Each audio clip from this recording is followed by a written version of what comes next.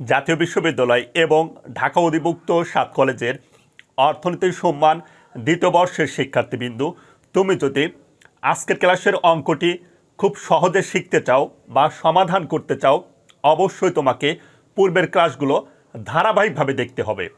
আর পূর্বের ক্লাসগুলো ধারাবাহিকভাবে দেখতে চাইলে এখনই এই চ্যানেলের লোগোতে ক্লিক করে প্লে লিস্টে গিয়ে দেখো, গাণিতিক অর্থনীতি দ্বিতীয় বর্ষ নামে একটি ফোল্ডার রয়েছে। সেই ফোল্ডারে ক্লিক করে ক্লাসগুলো তুমি সিরিয়াল মোতাবেক দেখতে পারবে। শিক্ষার্থীবৃন্দু, গত ক্লাসের ন্যায় আজকের ক্লাসেও আমরা ম্যাট্রিক্সের সমাধানের অঙ্ক শিখব। তোমরা প্রশ্নটি লক্ষ্য করো। প্রশ্ন, ম্যাট্রিক্স এর সাহায্যে সমাধান করো। ওকে, এখানে 3টি সমীকরণ রয়েছে, চলক রয়েছে x1, x2, x3, অর্থাৎ এখানে চলক যেহেতু 3টি, আমার 3টির মানই বের করতে হবে। গত ক্লাসগুলোতে আমি বলেছিলাম ম্যাট্রিক্সের সাহায্যে সমাধান, এই অঙ্কগুলো দুটি পদ্ধতিতে সমাধান করা যায়।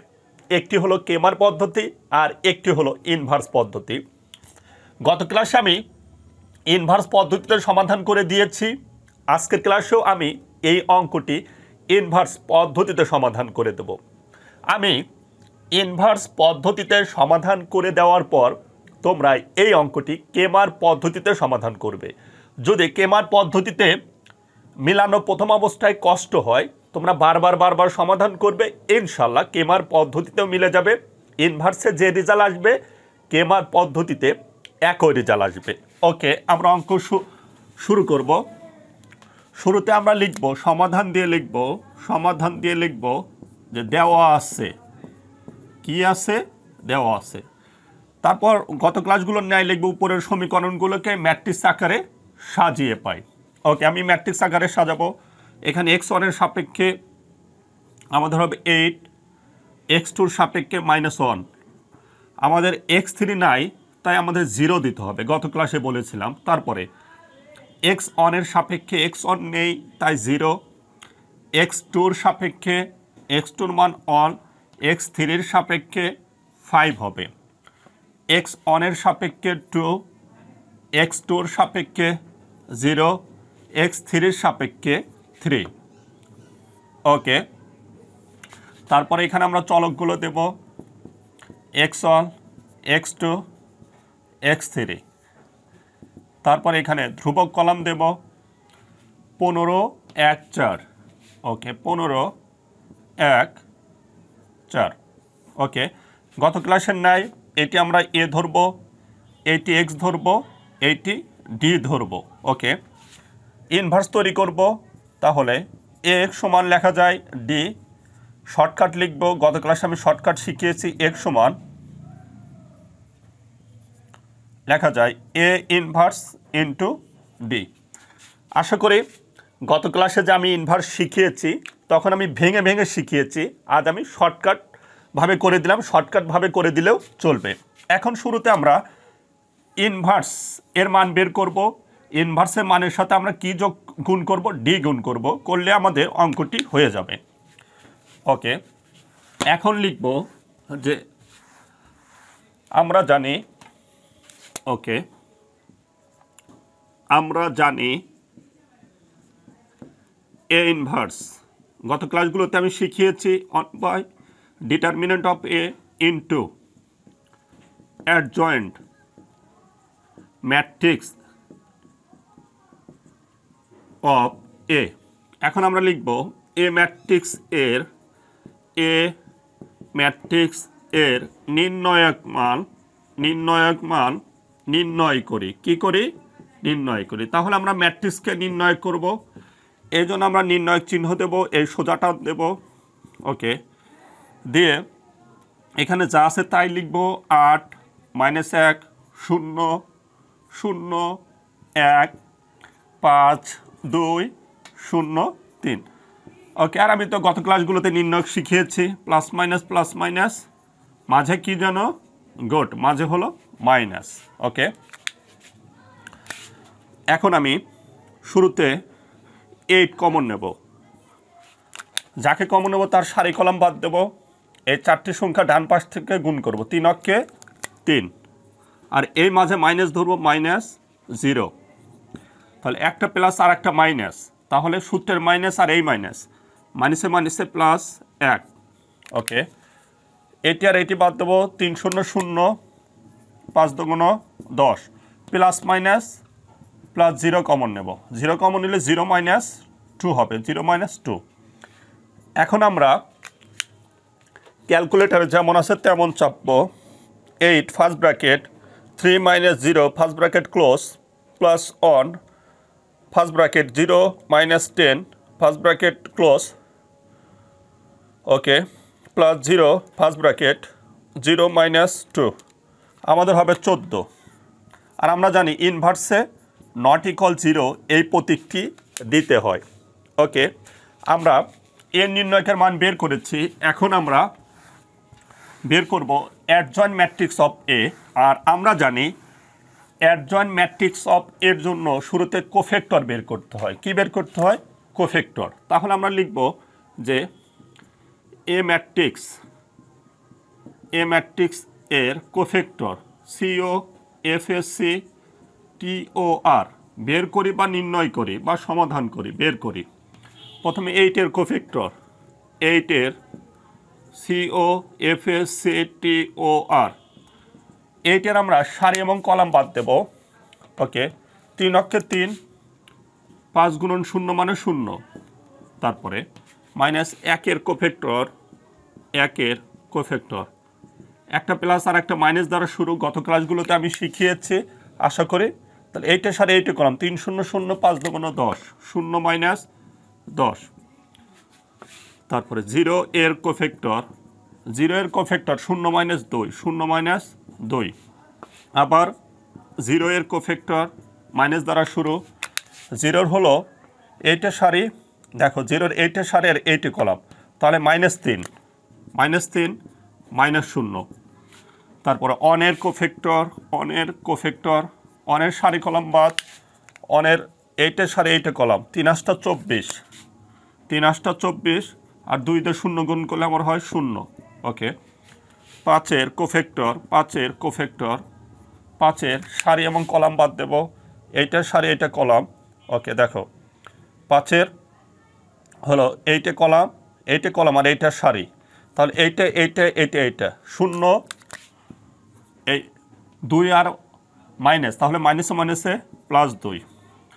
তারপরে 2-এর কোফেক্টর, 2-এর সারি কলাম বাদ, 2-এর 8-এর সারি 8-এ কলাম, -5 -0, -0। তারপর 0-এর কোফেক্টর, মাইনাস দ্বারা শুরু। ওকে, 8-এর সারি 8-এ কলাম, 5 8 40, -0। 3-এর কোফেক্টর, 3-এর সারি এবং কলাম বাদ, তাহলে 8 - 0। এখন আমরা যোগ বের করব, এখানে 3, এখানে +10, এখানে -2, এখানে +3, এখানে 24, এখানে -2, এখানে -5, এখানে -40, এখানে 8। এখন আমরা লিখব কোফেক্টর ম্যাট্রিক্স অফ এ। ওকে, আমি এই অংশ মুছে দিলাম। এখন আমরা কোফেক্টর ম্যাট্রিক্স অফ এ তৈরি করব। গত ক্লাসগুলোর ন্যায় গত ক্লাসে আমি যেভাবে তৈরি করে দিয়েছি একই সিস্টেম করে তৈরি করে দেব। আমরা লিখব cofactor COFSC TOR matrix MATRIX of A. আমরা জানি প্রথম 3টি দ্বারা প্রথম সারি তৈরি করতে হবে, অর্থাৎ 3 10 -2, তারপরে 3 24 -2, 3 24 আবার -2, তারপরে -5 -40 8। এটা কোফেক্টর। তারপরে লিখবে adjoint ADJOINT matrix MATRIX of এ।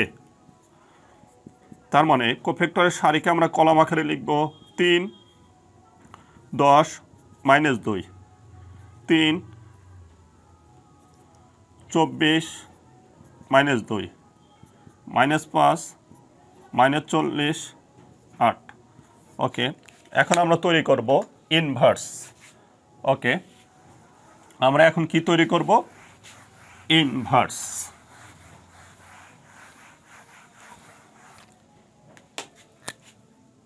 অতএব ইনভার্স সমান determinant of A into adjoint matrix MATRIX of A.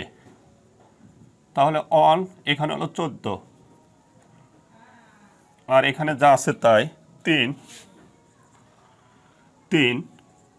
Minus 5, তারপর 10 24 মাইনাস 40, 10 24 মাইনাস 40, তারপরে -2 -2 8, -2 8। ওকে, এখন আমরা পুনরায় সম্পূর্ণ সূত্রটি লিখে ক্যালকুলেশন করব। সম্পূর্ণ সূত্র তৈরি করেছিলাম আমরা এরকম যে অতএব x সমান a ইনভার্স ইন্টু ডি। এক্সের মান ধরেছিলাম আমরা x1 x2 x3। ওকে, হয়তো মনে আছে।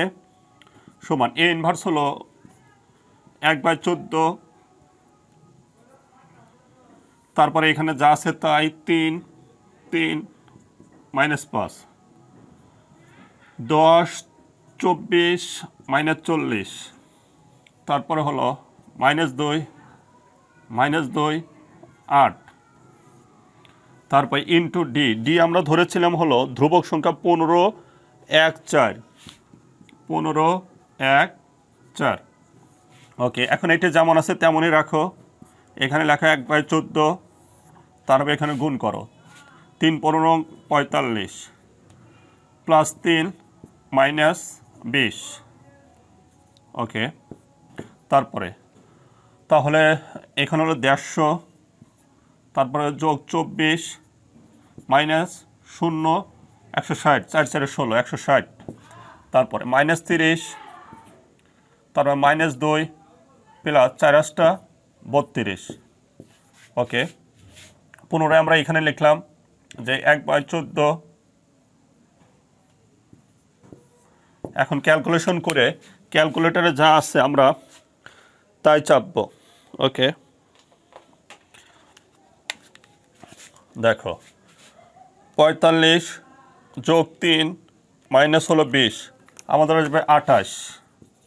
ওকে, তারপরে 150 যোগ 24 মাইনাস হলো 160, আমাদের আসবে 14। ওকে, আর দেখো আর এখানে আসবে হলো 0, কি আসবে? 0 আসবে। ওকে, অঙ্কটি আমাদের শেষের দিকে, আমি এই অংশটি মুছে দিলাম। ওকে, এখন আমরা এই পাশে মান দিয়ে দেবো। অতএব x1 x2 x3 মনে আছে হয়তো তোমাদের। এখন 1 দ্বারা প্রতিটি সংখ্যা গুণ করব, 14 দ্বারা ভাগ করব, তাহলে এখানে 2 এখানে 1 এখানে 0। এইটি হলো অ্যান্সার।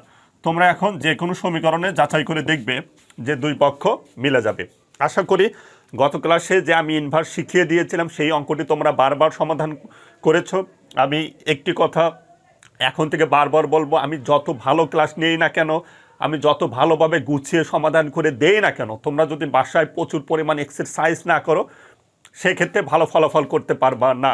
অঙ্কের বস হতে চাইলে অবশ্যই তোমাকে বারবার দেখে দেখে সমাধান করতে হবে। আর বিশ্বাস করো, তোমরা প্রাইভেট কোচিংয়ে গিয়ে যতটা না ভালো রেজাল্ট করতে পারতা আমার এই কোর্সটির মাধ্যমে তার চেয়ে অনেক ভালো রেজাল্ট করতে পারবা। আশা করি তোমরা বুঝতে পেরেছো। যাই হোক, ক্লাসগুলো ভালো লাগলে অবশ্যই বন্ধু বান্ধবীদের কাছে শেয়ার করবে। আর যারা আমার যাচাই ক্লাসগুলো দেখতে চায়, আমি তোমাদের কাছে একটি যাচাই ক্লাসের লিঙ্ক দিয়ে রাখবো, সেই লিঙ্কটি সবার কাছে দিবা। আমার 30 থেকে 40টি যাচাই ক্লাস এই বিষয়ে তারা ফ্রিতে দেখতে পারবে। ক্লাসগুলো দেখে যদি ভালো লাগে সেক্ষেত্রে তারা ফুল পেইড কোর্সটি খুব সামান্য পরিমাণ অর্থের বিনিময়ে কিনে নেবে। ভালো থাকবে, প্রচুর পরিমাণ এক্সারসাইজ করবে আর নোট করবে। তোমাদের জন্য শুভকামনা রইল। আল্লাহ হাফেজ।